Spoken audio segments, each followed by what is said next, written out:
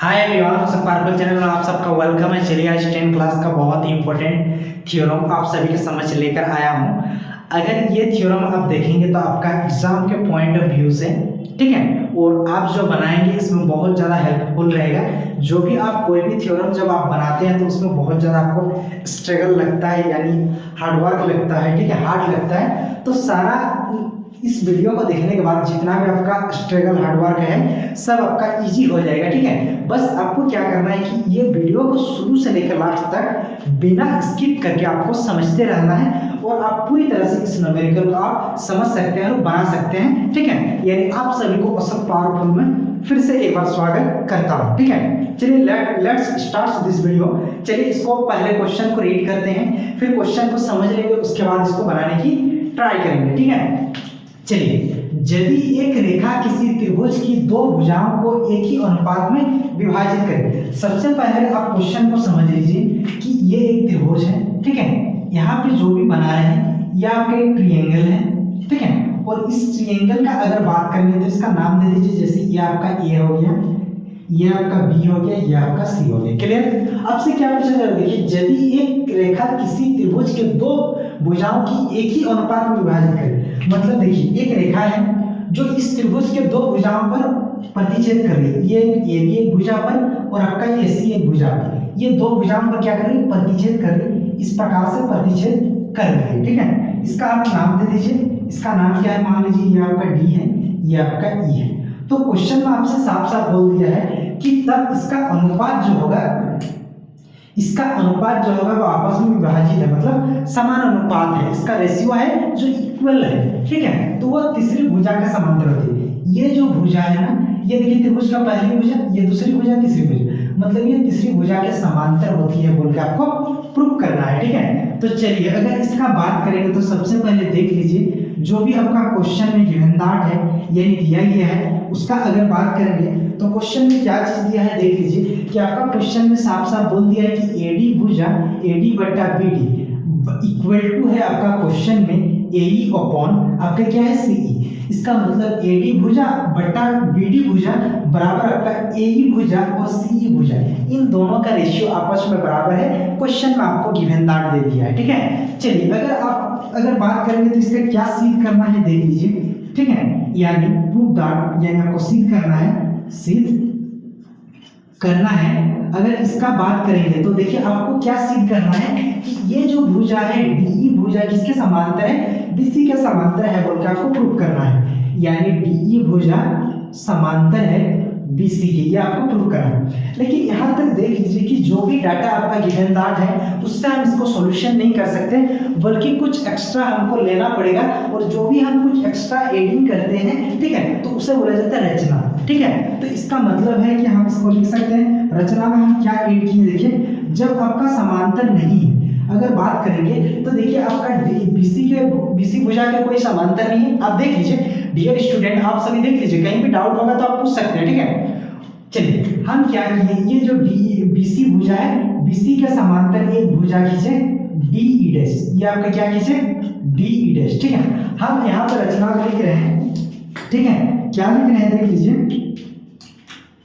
DE dash समांतर खींचे हम बीसी, ये क्या किया गया खींचा गया, ये हम क्या किए खींचे, ठीक है। चलिए यहाँ तक करने के बाद आपको क्या करना पड़ेगा, इसको क्वेश्चन को धीरे धीरे प्रूफ की ओर बढ़ेंगे, ठीक है। यानी जो भी आपको प्रूफ करना है उसके ओर धीरे धीरे अग्रसर करेंगे, ठीक है। बस आपको ध्यान से देखना है, ध्यान से अगर देखेंगे ना तो इस वीडियो को देखने के बाद इस न्यूमेरिकल में यानी सॉरी इस थ्योरम में आपको कहीं भी कुछ किसी भी प्रकार का डाउट नहीं बचेगा, ये हम आपको पक्का बोल रहे हैं, ठीक है। चलिए अगर बात करेंगे तो सबसे पहले देख लीजिए त्रिभुज एबीसी में ले रहे हैं। ये जो त्रिभुज आप देख रहे हैं एबीसी, ये बड़ा वाला त्रिभुज में ले रहे हैं, ठीक है। यानी त्रिभुज एबीसी, इस त्रिभुज में अगर बात करेंगे एबीसी में तो इसमें देख लीजिए एडी बटा बीडी बराबर एई बटा आपका सी, ये क्वेश्चन में ही गिवन दैट है। इसका मतलब है हम लिख सकते हैं कि AD upon BD equal to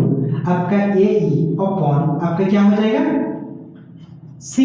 ये अगर बात करेंगे तो इसको हम क्या करेंगे थोड़ा देर के लिए इसको हम समीकरण नंबर 1 मान लें। इसको कितना है, समीकरण 1। और अगर इसको इसका बात करेंगे तो ये कहाँ से है, तो दिया है, ये क्वेश्चन में ही क्या है, दिया है। पहला समीकरण इक्वेशन बना लिए। सेकंड इक्वेशन का अगर बात करेंगे तो थोड़ा सा आप देख लीजिए कि हम रचना से क्या किए हैं, डी डैश समांतर आपका BC, ये रचना से हम क्या किए, रचना से हम क्या किए, खींचा है। सॉरी, यहाँ पे आपका दिया गया नहीं होगा, बल्कि ये जो है आपका किससे, रचना से, ठीक है। ये आपका कहाँ से, रचना से, ठीक है। जब याद कीजिए इसके पहले वाला थ्योरम के बारे में अगर थोड़ा सा बात करेंगे तो थेल्स थ्योरम जो 6.1 था, अगर दो रेखाएं आपस में समांतर होती है तो उसका भुजाओं का अनुपात आपस में क्या होती थी, बराबर होती थी। इसका मतलब है DE डैश समांतर आपका BC है, इनका मतलब AD बटा BD बराबर AE बटा AE डैश बटा CE डैश होगा कि नहीं, अकॉर्डिंग टू थेल्स थ्योरम 6.1 के अनुसार, ठीक है। तो हम इसको लिख सकते हैं, इसका मतलब है कि AD बटा BD equal to AE dash बटा CE डैश, लिख सकते हैं कि नहीं, मतलब AE डैश बटा CE डैश हम लिख सकते हैं। यहाँ तक आपको कुछ डाउट है, नहीं डाउट है ना, चलिए आगे मूव ऑन करते हैं। और इसको आप क्या कीजिए, इसको आप समीकरण नंबर 2 मान लीजिए। कितना मानिए, समीकरण 2। और अगर बात करेंगे तो ये आप लिख लीजिएगा कि इसके अकॉर्डिंग ये लिखे हैं, तो आप देख लीजिएगा थेल्स थ्योरम के अकॉर्डिंग, थेल्स परिमेय के अकॉर्डिंग, ठीक है। थेल्स परिमेय के अकॉर्डिंग ये हम लिख सकते हैं, क्योंकि यदि किसी त्रिभुज में दो भुजाएं आपस में समांतर है तो उसका भुजाओं का अनुपात आपस में क्या होती है, बराबर होती है। इसके अकॉर्डिंग से ये आपका दोनों आपस में क्या हो जाएगा, समानुपात में विभाजित करेंगे। अब अगर बात करेंगे तो थोड़ा सा आप देख लीजिए, ये है आपके पास समीकरण 1, ठीक है। यहाँ पर जो भी आप देख रहे हैं ये आपका समीकरण 1 है, ये आपका समीकरण 2 है। लेकिन अगर समीकरण 1 और समीकरण 2 से अगर हम कंक्लूजन निकालना चाहते हैं तो आप इसको आसानी से निकाल सकते हैं। कैसे निकाल सकते हैं, देख लीजिए, दोनों का अगर हम बात करेंगे लेफ्ट साइड तो AD बटा BD, इसका भी AD बटा BD है, यानी दोनों का लेफ्ट साइड आपस में क्या है, बराबर है, यानी इक्वल है। तो समीकरण 1 और 2 से कंक्लूजन निकाल सकते हैं कि यदि दो समीकरण का एक साइड अगर आपस में बराबर है तो उसका ऑपोजिट साइड भी आपस में क्या होती है, बराबर होती है। तो चलिए इसको लिखते हैं, ठीक है।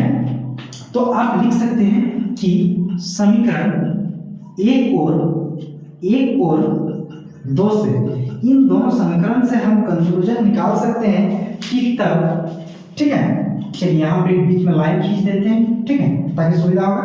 चलिए हम लिख सकते हैं, तब देख लीजिए इसका राइट साइड भी बराबर हो जाएगा, यानी AE बटा CE बराबर आपका क्या हो जाएगा, AE डैश बटा आपका क्या हो जाएगा, CE डैश। ये दोनों भी आपस में क्या हो जाएगा, बराबर हो जाएगा। इसका मतलब है कि AE बटा CE और AE डैश बटा CE डैश दोनों का रेशियो आपस में बराबर हो गया। तो इनका मतलब है ये तभी संभव है, आप लिखिएगा, यह तभी संभव है जब E तथा E डैश संपत्ति हो। ये तभी संभव होगा जब E और E डैश, ये जो दोनों पॉइंट आप देख रहे हैं, दोनों पॉइंट आपका जब संपत्ति होगा तभी ये क्या हो जाएगा, आपका संभव होगा। इसीलिए आपका यह प्रूफ हो जाएगा जब ये दोनों आपस में क्या हो गया, समानुपात में बराबर हो गया। तब आप लिख सकते हैं कि तब DE जो है आपका समांतर हो जाएगा BC का। और अगर फाइनली अगर बात करेंगे तो आपका क्वेश्चन में फाइनली यही चीज आपको क्या करने के लिए बोला गया था, प्रूव करने के लिए बोला गया था। आई होप हमको लगता है कि आप इस थ्योरम का आंसर पूरी तरह से समझ गए होंगे। अगर आपको कहीं कुछ डाउट है, अगर आप इसका स्क्रीनशॉट लेना चाहते हैं तो आप स्क्रीनशॉट ले सकते हैं, अदरवाइज इसको हम PDF बना करके पहले डिस्क्रिप्शन के लिंक में डाल दूंगा, वहां से भी आप इसको PDF डाउनलोड कर सकते हैं और आसानी से स्टडी कर सकते हैं। चलिए मिलते हैं नेक्स्ट वीडियो में, तब तक के लिए जय हिंद, थैंक यू।